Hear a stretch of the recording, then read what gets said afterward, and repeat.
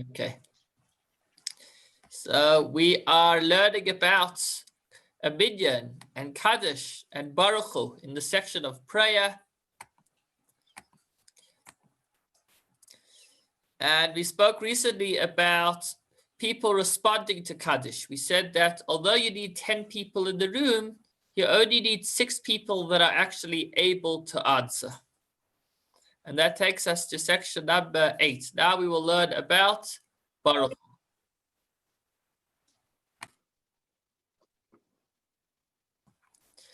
After the Chazan says half Kaddish, he says aloud, Baruch Hu es Hashem ha'mavayrach.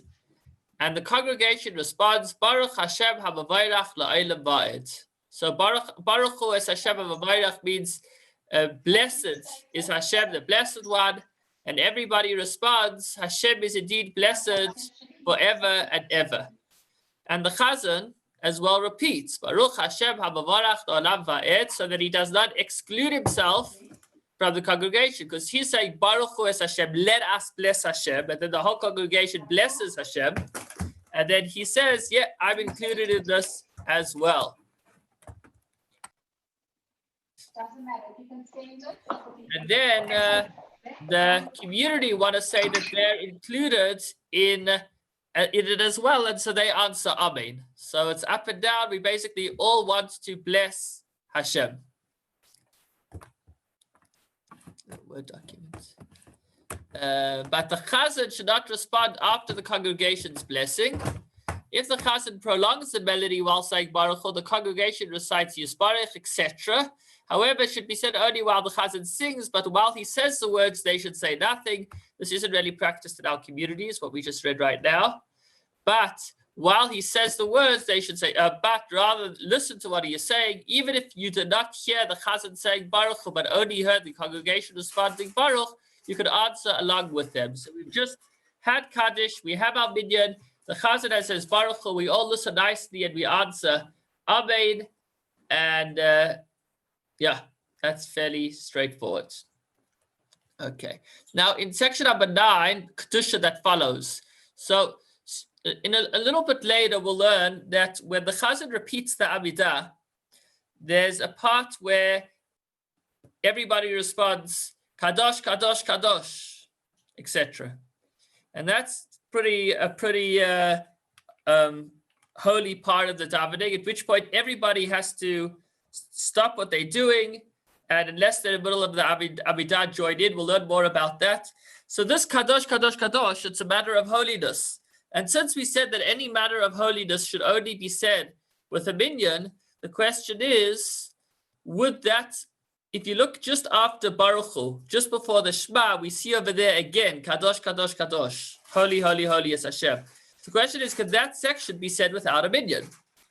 And he says it can. The Kadish of Yetzirah should preferably be said with the congregation, but if this is not possible, you can say it aloud individually. So why can you say it individually? Because at this point, we're reading about how the angels proclaim Hashem's greatness. So it's kind of more like repeating what the angels do, and therefore it is okay to be said without a Minyan, as opposed to the repetition of the Amidah when we are the ones that are doing it, and for that we would need a Minyan. Section number 10, what about leaving or losing a Minyan? So it could happen, not that it ever should, but I wouldn't mind having such issues in the near future, that you have a Minyan and then you lose it. So how do you deal with it? So if there's only an exact Minyan in the shul, it is prohibited for anybody to leave. Of one who does leave, it says, those who abandon Hashem will be consumed. So it's a pretty serious statement. It's not something you want to do, to leave a Minyan with only 9 people. Just a moment. Okay. But if 10 will remain, the rest may leave if they have already heard Baruch Hu, Kedusha, and the Kadishim after Aleinu, which I didn't quite understand this little clause over here, to be honest, because if the person is staying until the Kadishim after Aleinu, then it doesn't sound like he's leaving early. But actually, the original Shulchan Aruch doesn't mention this clause, or at least I didn't find the source. I mean, generally, yeah, you would stay in shul to the end of davening, and if you have to leave, then make sure at least you're not leaving the minyan without a minyan. Not leaving everyone else without a minyan. And certainly you would not want to leave before saying Barchu or the Kedusha or Kadish. But we're talking about a situation where a person had to leave. So we're saying don't leave the minyan without a minyan, with less than 10 people. What happens if somebody did leave? Perhaps he didn't realize. So in the event that less than 10 people were left, so they may conclude the prayers even with less than 10, provided that there's still a majority. So he's going to say that basically whatever section of davening you're in, you can conclude that section of davening even though you've lost the minyan, because you're already in the middle of that section. So once you've started it, then you conclude it. So he gives examples. If the chazan had started to repeat the Shemona Esrei, he would complete repeating the entire Shemona Esrei. And he would even be able to say Kedusha, Kadosh, Kadosh, Kadosh. And he would also be able to say the priestly blessings, which is also only said by the repetition with the minyan.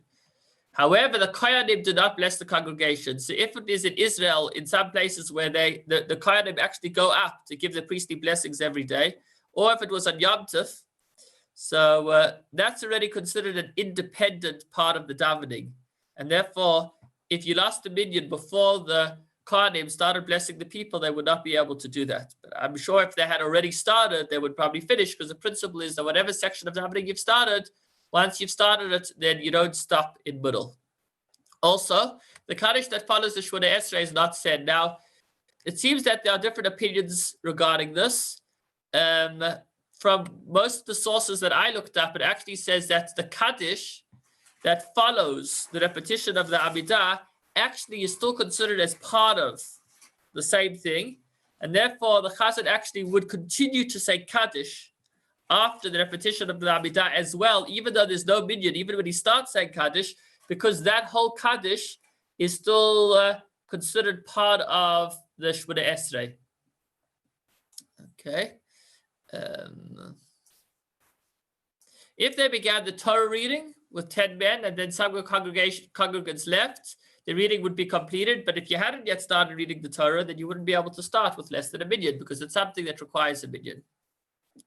But no additional aliyahs are permitted, meaning you can't add extra aliyahs. You would just finish the Torah reading of whatever the minimum is. And no one is called for mafti, but rather the last of the Latin Olim reads the Haftorah without the brachas. So actually, somebody wouldn't be able to be called up for mafti. Okay, the simple story over here is that don't leave early. And if you have to leave early, make sure that you're leaving 10 others behind you. And if you didn't, or if somebody didn't, then you still can continue. You don't need to suddenly stop. This could be quite relevant if, let's say, you notice that somebody walked out, or the chazan is in the middle of the repetition. You want to say, wait up, stop, we've lost our minyan. So you know that the chazan will continue until he finishes the section, even though the minyan has been lost. And the last 3 halachas speak about how you want to have a worthy chazan. It's quite interesting. There's a whole huge section in the original Shulchan Aruch on the qualities of a chazan.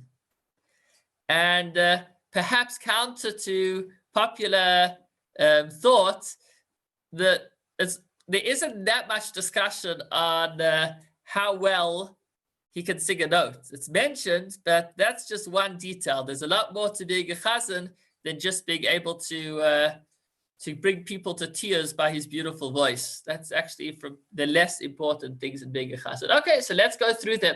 He lists over here 6 things.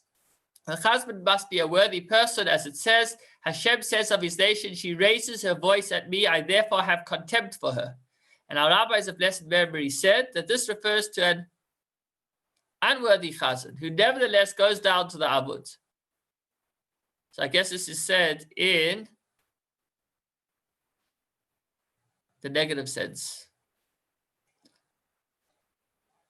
Who is considered worthy? So you mentioned 6 things over here. One who is free of sin.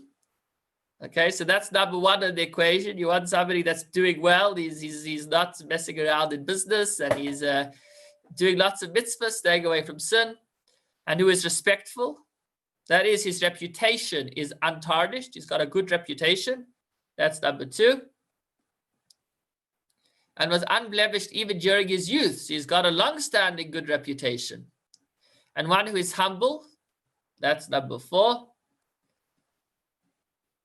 And acceptable to the congregation so that they agree that he leads the prayers. You want to have somebody that people like. If people don't want him, he could be the most amazing person, but if he's not wanted by the community, then he's not going to be, he's not a good choice to be representing them.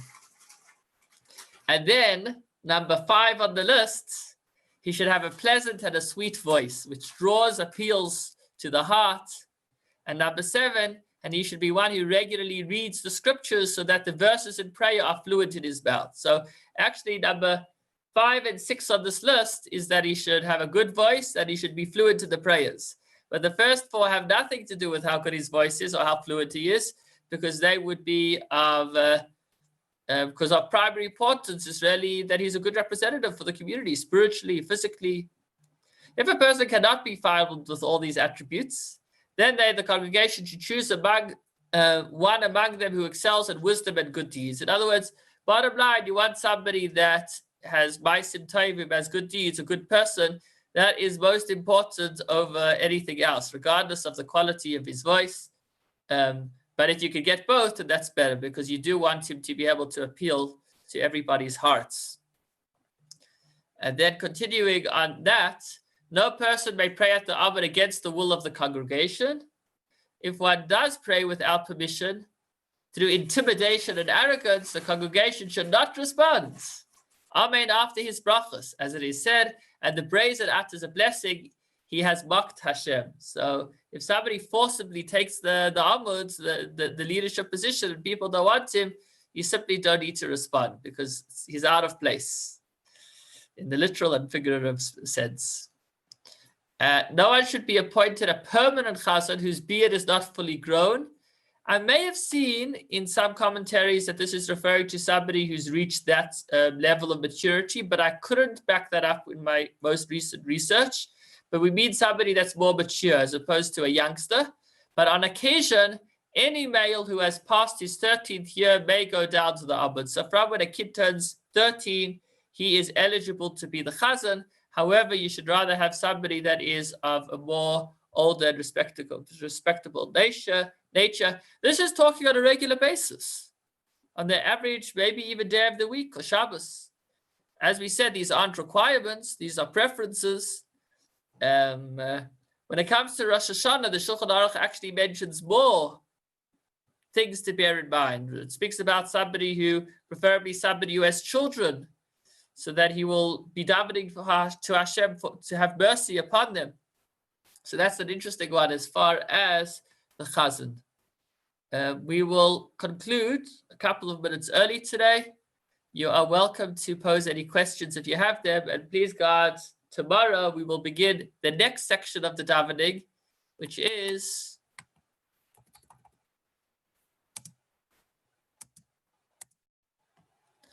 interrupting the Shema and its blessings. So tomorrow, please God, we'll speak about what happens if you are in the middle of the Shema and your good buddy walks in.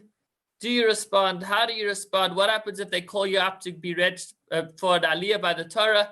So that's going to be about not wanting to interrupt in the middle of the prayers. Thank you for joining us, and you are welcome to ask any questions.